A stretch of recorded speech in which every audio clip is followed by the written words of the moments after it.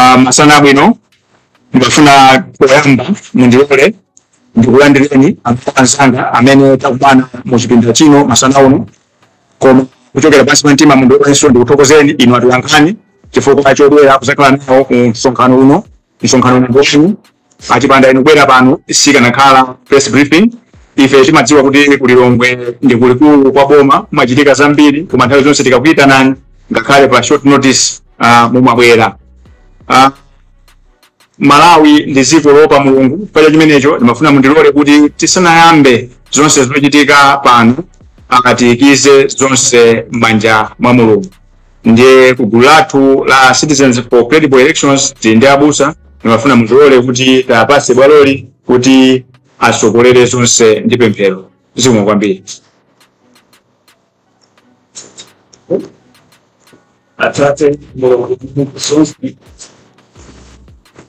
Mulungu chifundo wachikondi wakomiti kuyamika mtaule masana chikala pasikaira wafi sipo matatu chikala sikunde igerenso imfanano tasokana wahonsi amwabes tetrabo sokore musokamina nasaki zokundizira yezokweza mtuwa afi chapoba Mulungu watu asokoro batu tunefikisako chimene chidzachitike mseptemba chifuna Mulungu wamphamvu zonse yosokole chisankho chathu chidzakhale chopambana chisankho cha mtendere kuti Malawi adzakhale wokondwa ndi kukhala ndi ufulu wakusankha atsogoleri amene adzakhale akusogolera dziko la Malawi. Tinawo atsogoleri amene tinawo patsogolo pathu kupemphera Yehova Mulungu mukhale nawo tikwadidikitsa tonsefe mutipatse mphamvu ndi nzeru zomanga mtundu wa Malawi. Tapemphera ndikusiya zonse mu dzina la Yesu Khristu. Amen. Zikomo kwambiri chifukwa chotidalitsa ndi pemphero. Kachichewa pali mawu chimenena kuti awiri sayenda sanapangane.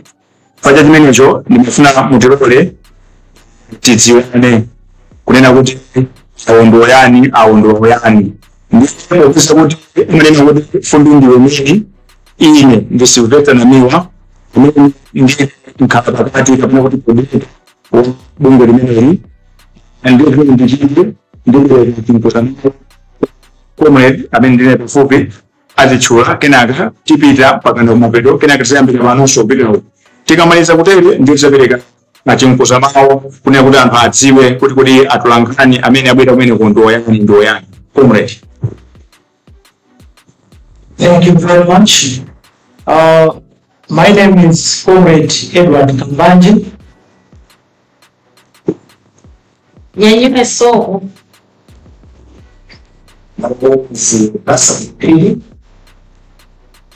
Is Omega Tsidu.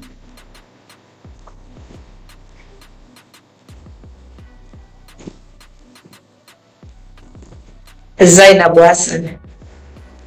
Pastor Vic Nyanyanyo.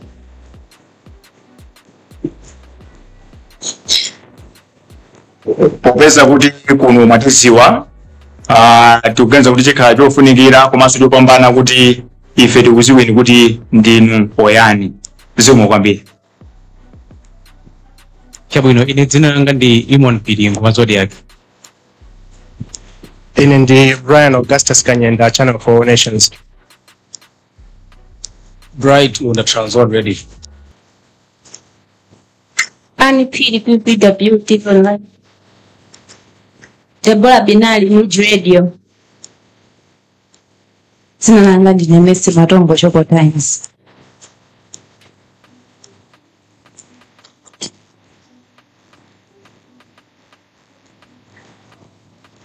Dzina langa ndi Farida Muhea kuchokera ku Television Star. Film Baxon TV. Ine ndi Christopher Kamanga wa Voice of Livingstone Radio.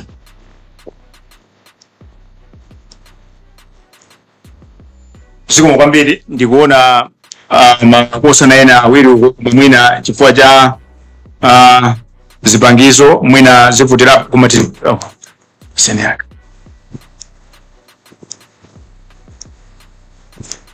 The most thing that we really have is premier to the promise for the development.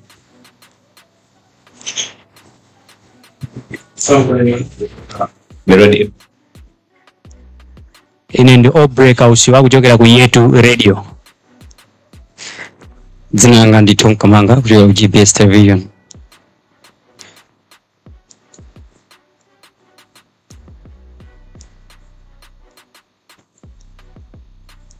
Panopa kutakundivomereza kuti kamphepo kamene kakudusa muno ka chibaliso pano popeza tadziwa kuti apo pali oyani. Akuluakulu atitchula kale, mayina atatchula kale, nkhani imene tabwera pano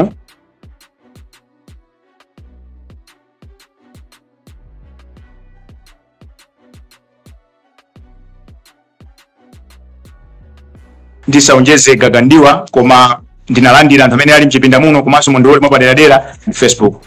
Zikomo kwambiri. Nthawi zonse tikayitana chonchi timadziwa kuti timakhala ndi chikalata chimene chimawerengedwa koma zokambirana zambiri zimakhala pa chiyankhulo chimene amalawi ife timamva. Koma popeza kuti mdziko muno mula anthu ena amene chiyankhulo imene ndikuyankhula pano samva ndifake tili ndi chikalata.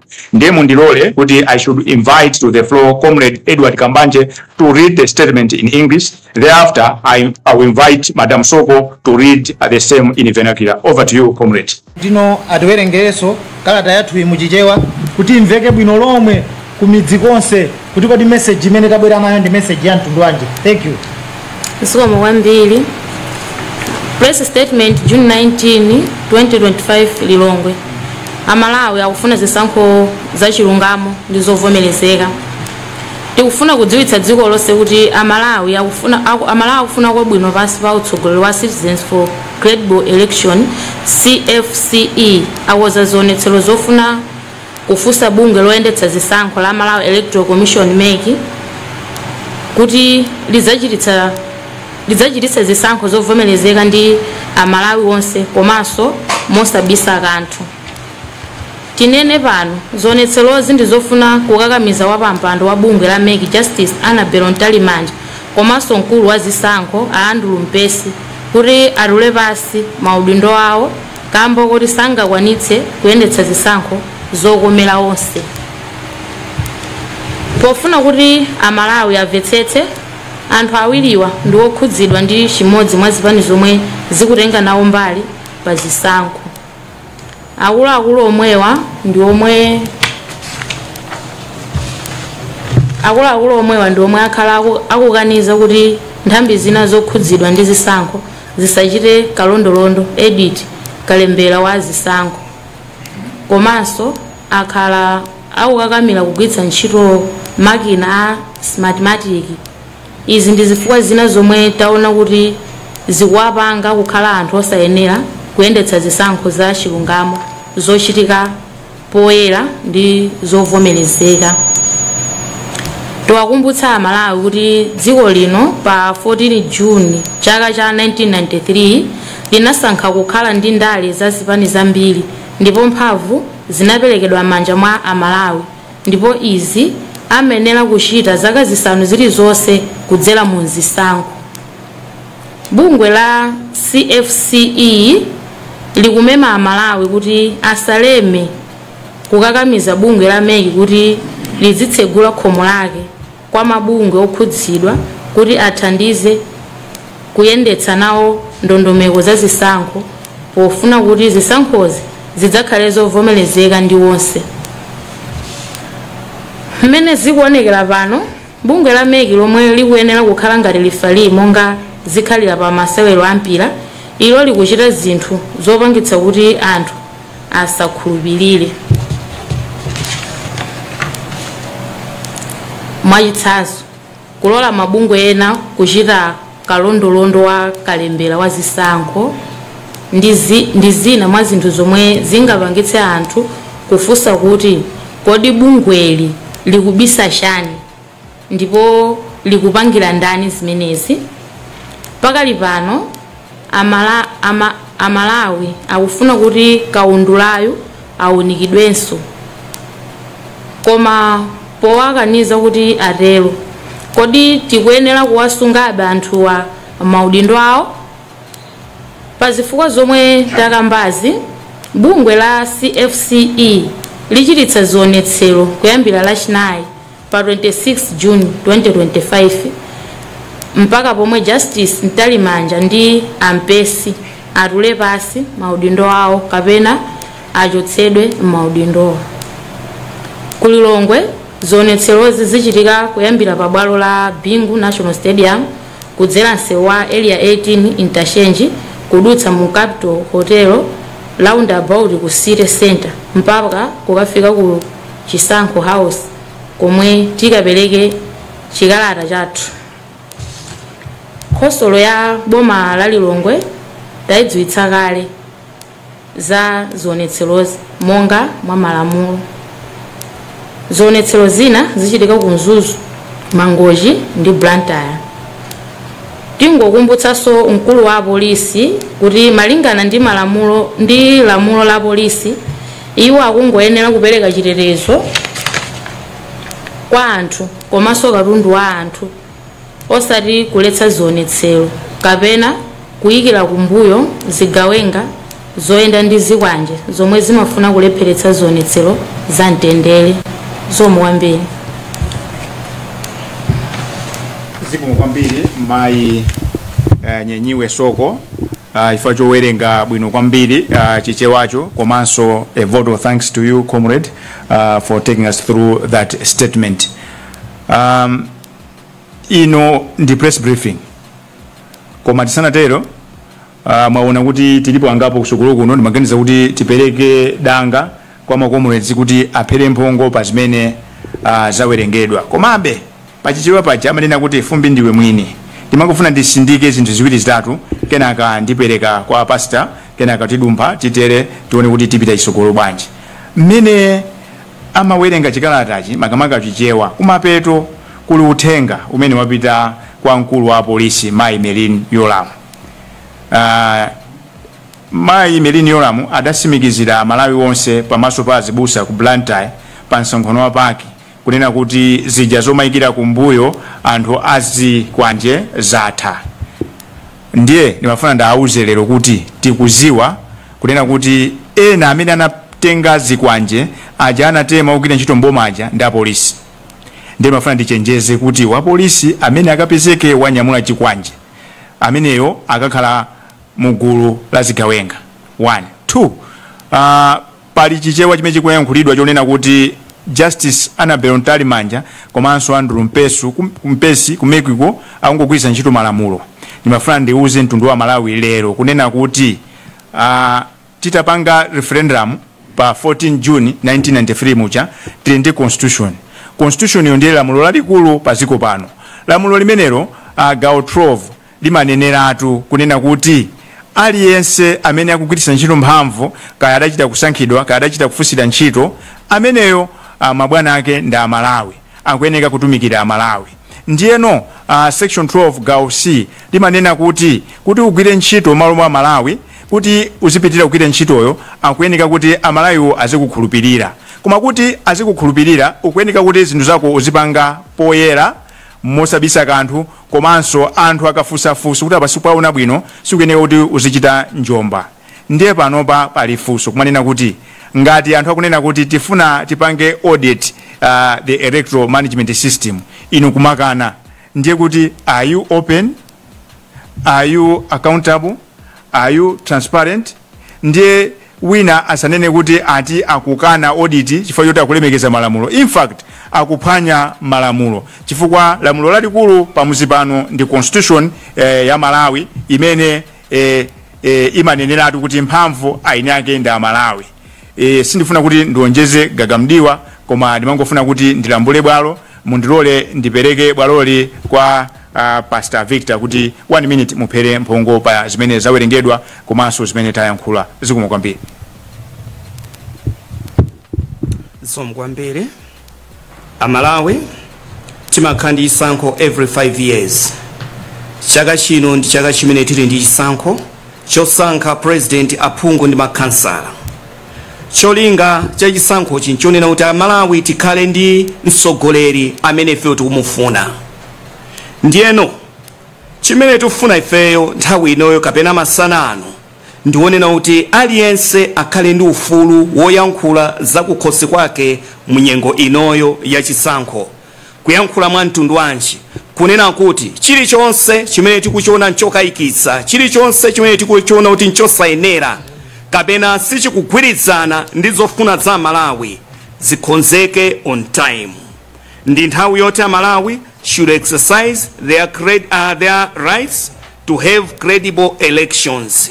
Nthawi yake ndi inoyo, ndipo tifuna chisankho cha chaka chino chikhale cha ufulu ndi chisankho cha mtendere chokomera wina aliyense. Zikomo kwambiri. Zikomo kwambiri. Mundilole ndipereke bwaloli kwa Comrade Asubun Phiri.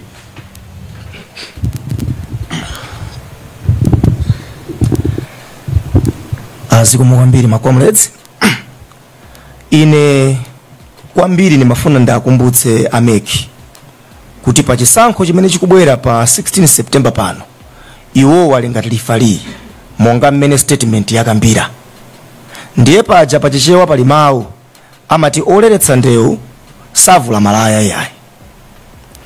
Ndimafuna ndi apatse funso lokuti atiyankhe mwina akhala ndi platform ina a Justice Annabel Ntalimanja kuti patakhala kuti pali mpira wa Bullets ndi Wanderers ndiye nkupezeka kuti no timu imodzi kunena kuti yayi ife tulifali uyu amaoneka kuti amakhala mbali ya anzathuwa chifukwa pena tikamasewera mpira akachinya amapita ukapanga nawo celebrate.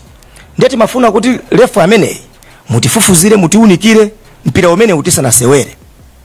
Ndiye nkupezeka kuti pomfusa refu jazikamba kuti ndikayimbirabe chifukwa chokamba kuti Silver Strikers sadandaule.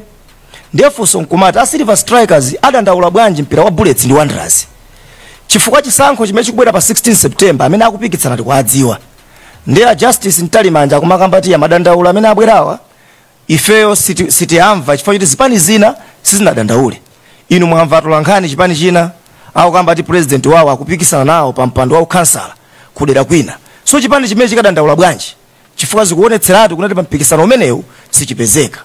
Ndiye ndimafuna kuti Justice Ntalimanja pena pacha akakhala adzitha kulingalira kunena kuti akamapereka mayankho awo akupereka kwa anthu amene amaganiza. Amalawi oposera 20 million sangakhale opusa. Nthawi yakwana tsopano yonena kuti ifeyo tsopano tiauze a Justice Annabel Ntalimanja kuti dziko lino aino ake ndife.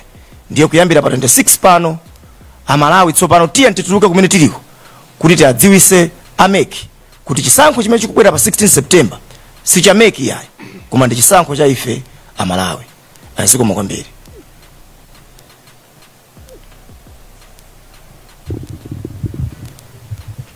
Mwina ndionjezere pang'ono muchichewa Amalawi nonse mukudziwa kulikonse kumene muli kunena kuti si lero limene tayamba kundandaula mayi Annabel Ntalimanja. Ndikuona ngati yakwana nthawi tsopano yonena kuti ifeyo aini yake achisankho mzika tionetse kunena kuti zimene tikumuuza Annabel Ntalimanja zija ndi zimene ife tikufuna. Ndiye nthawi yake ndi itiyo ndi ino. Tinayamba kudandaula nkhani ya registration. Madera ena tikunena pano sanalembetse molongosoka, zisankho sizinaende bwino, amapitisa kumene kuja masenta ena popanda majeniseti omwe waso nkusowetsa mafuta. Zonsezi chatakhala tikudandaula koma sitilola kuti chisankho cha pa 16 September tizingodandaula tili kunyumba sizitheka. Komanso ndikufuna ndifotokoze kunena kuti adindo awiri awa tawaona kuti no sangakwanitse kuyendetsa chisankho chifukwa cha zimene apanga. Mwachitsanzo Andrew Mpesi nchifukwa chani tikuti amene wasangakhale akuyendetsa zisankho zabata. Andrew Mpesi adali mboni mu nthawi imene chipani cha Malawi Congress Party ndi chipani china zipani zina zinatenga milandu ya chisankho. Iwo anali ngati mboni kusonyeza kuti iwo ali mbali imodzi ya chipani chimene chikulamulira pano. Komanso sichokhacho Andrew Mpesi anamenya matebulo ine nditapita ku meeting ku Malawi Electoral Commission offices kusonyeza kuti ndi munthu wokwiya wooneka kuti ndi wamangawa kwambiri. Munthu amene sangaendetse zisankho mpaka na kunabwera security kubwera pamene paja kupanga kamu situation. I have to mention that. Sitingangomuuza munthu kuti lerolo ukuyenera utule pansi udindo tisanamuone zochitika zake. such temperament we cannot preside over a free, fair, credible elections. Nkhani ina ndi amayi Annabel Ntalimanja. Panamveka mphekesera zambiri anthu anadandaula kuti mayiwa akukhala ali kwambiri aligned chikapena kuti ndi chibale ndi chipani china chimenenso chikupanga nawo compete muzisankhozi. Ndiye sitingavomere chifukwa ine nawalembera kalata imene Madam Annabel Ntalimanja malomo ndiyankha kuti kodi inu awa ndi abale anu anayamba kumandifotokozera ndondomeko imene wanasankhidwira imene ife timayiziwa kale kuti they go through Judicial Service Commission. Instead anayamba kumatipanga lectures menezo koma osati yankha funso la chibale. Sitikufuna munthu amene ali ndi ubale wina uliwonse ndi anthu awakupikisana kuti ayendetse zisankho zathu. Ndiye kuyambira wiki ya mawa and wiki ya mawa tikunena pano inunso anthu amene mwakonzekera ndi zikwanje, we are very much ready this time around. Taika ndondomeko zonena kuti munthu akakubera kawiri katatu pa nyumba umadziwa notsopano pokabisala iwe munthu wako wa nyumba. This time around takudziwani nonse amene mukupanga masewera azikwanje nafeso tipanga zathu zimenezozo tiona masamu ake mmene tingathanirane nanu. Dziko lino la Malawi dziko lindilathu, tisabwerere mbuyo, tisalire mwana amene amalira, mwana amene salira amafera kunsana. So ife tayamba kulira pano and sitisiya kuliraku pokapoka Annabel and mpesa atachoka ku Malawi Electoral Commission. Thank you. Zikomo kwambiri comrade. Ndizomvesa chisoni kuti lero tili pano masiku ochepa apitawo timakumbukira kuti takhala pafupifupi zaka 30 ngati si 31 kapena 32 pa ulamuliro wa democracy, kuti tizikhala pano nkumadandaula kuti anthu ena amabwera nzikwanje kumakaopseza anthu. Ndizamanyazi kwambiri. Komano tonse Malawi tivomere kuti talephera. We have failed this country because we have entertained this mediocre for unnecessarily too long, and that honeymoon is over. Malawi belongs to us all. Zikoli silakagulu kena kake ka anthu. Ndingonena sindiopseza koma ndinene kuti the honeymoon is over. Martin Luther adanena kuti in the end we'll remember not the words of our enemies but the silence of our friends. Komanso kaswiri wina wa zaulamulo wabwino adanena kuti there are three forces that destroy the world: stupidity, fear and greed. Pachichewa tikunena kuti pali zinthu zitatu zimene zimaononga dziko, ndipo zinthuzo nkupusa, mantha komanso dyera.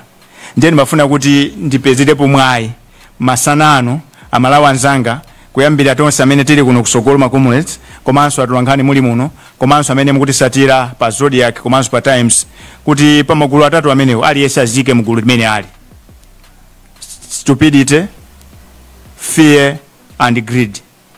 Tivomerezane pano kuti tonse we are an accomplice. Taonerera democracy yathu ikupita chifukwa chonena kuti tili ndi vested interest. Ndiye nthawi yakwana yonena kuti tigwirane manja. Ndifake zionesero izi tikunena kuti tikuzipanga pamutu onena kuti we need to preserve our democracy by protecting the integrity of the electoral process. Democracy imene tinayipeza kuzera mu referendum ija ili pa chiopsezo chifukwa chonena kuti democracy yo timayipanga renew kamozi pa zaka 5 pokavota. Ndiye vote yo ndimene imapangisa kunena kuti tiasankhe achakwera amene anapasidwa mphamvu zoti asankhe Justice Annabel Ntalimanja. Vote yomweyo ikubwera ifa kuti tili ndi section ku constitution imene section 75 ikunena kuti zakhale ndi chief elections officer. Kutero kwa anthu amenewa nga ntchito athu akanakhala kuti zimatheka bwezi tonse tili ma commissioner ameke, koma sizingatheke. Ndifa yake Justice Annabel Ntalimanja komanso Andrew Mpesi akugwira ntchito zobwereka, mphamvu zobwereka, mphamvu zimene tinabwereka. Ndiye ndi chipongwe chachikulu kunena kuti ife mabwana azikatiuza zochita. Nkhani yake ndi yatikufunsa kuti akuopa chani, akubisa chani, akutumikira yani. Ndimafuna Amalawi ndikuuzeni kuti this is a defining moment for our democracy. There are futile attempts that we should slide back to dictatorship. Forget. You should wake up to reality that we moved on. We cannot slide back. So what am I saying? I'm appealing to every patriot to wake up. The time is now to safeguard our democracy. Zikomo kwambiri ndapase abiti 30 seconds faja nthawi mungakauche blanket. Zikomo kwambiri tiyeni tisaphele ufulu amalawi pankhani ya chisankho. Malawi aliyense ndi ofunikira ndeti sakhale ngati kuti chisankhocho cha nyumba mwathu, chisankho cha Malawi wonse, ndipo amalawi wakozeka koma muwasokoneza zeru zawo. Zikomo kwambiri. Zikomo kwambiri nyanyiwe ndikuzoti unawerenga komabe utakhala ndi mawu ungatere upitise kwa Omega kena kuti segule. Zikomo kwambiri. Mawu anga ongoonjezera ndionena kuti kuyambira 1993 kudzafika panopa sidambira vapo nena kuti kwabwera mashini owerengera zisankho. Ayi panopa chimene chikudabwitsa amalawi nchonena kuti mwabweretsa mashini mukuti smartmatic mashini owerengera. Tikati tionetsetse mmipando imene muliliyo amalawi anagwiritsa ntchito manyu kapena kuti manja powerenga zisankho, panalibepo mashini owerengera yayi. Ndeno funso nkumati kodi chimene mwabweretsera smartmatic imene ndi chani? Kodi chimene mukuthawa chani kapena chimene mukuopa chani? Nisachulutse gagandiwa mwina ucheno Omega aliso ndikuonjezera kuti ine ndikupempha Malawi anzanga komanso achinyamata anzanga monga ngati ine ndi munthu achinyamata kuti tiyeni pa 26 June pa tikhale limodzi nditu, tisaope china chilichonse kuti poti amatumiza anyamata azikwanje. Ayi tiyeni dzikoli ndi lathu, tikapanga mantha ndoti palibe chimene tichiyendere chifukwa iwo sangati ayi kalekale loseri limene anenera nzangaye kuti timayuza manyu, lero akubweretsa mashini chifukwa chani? Chifukwa amalawi ali ndi mafunso kuti mashiniwa akufuna kuti agwiritsire ntchito kwenikweni chani? Zikomo kwambiri.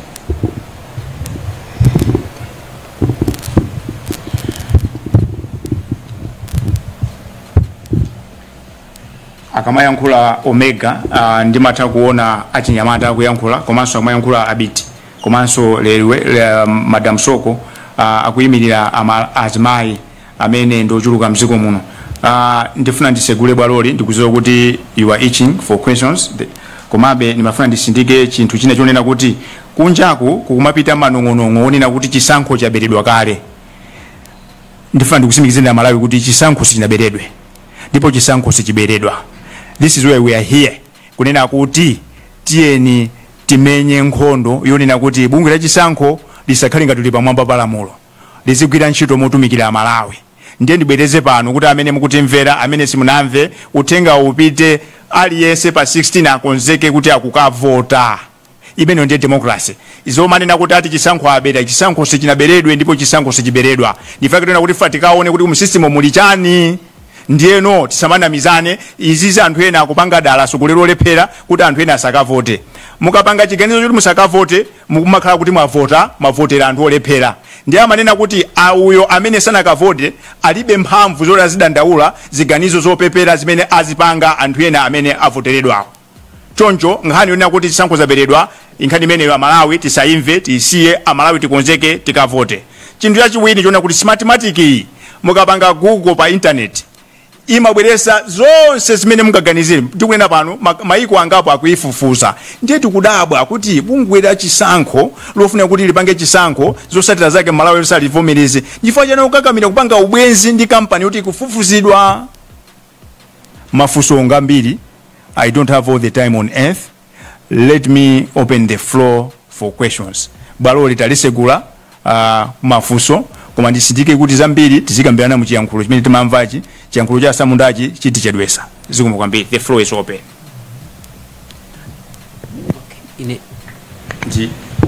Ndinapanga recognize kale mbuyo kokena katibwera chonchi kena patipete chonchi. Alright, ndine Joseph Mazizi kuchokera ku Capital FM. I got 3 questions. Funso loyamba ndi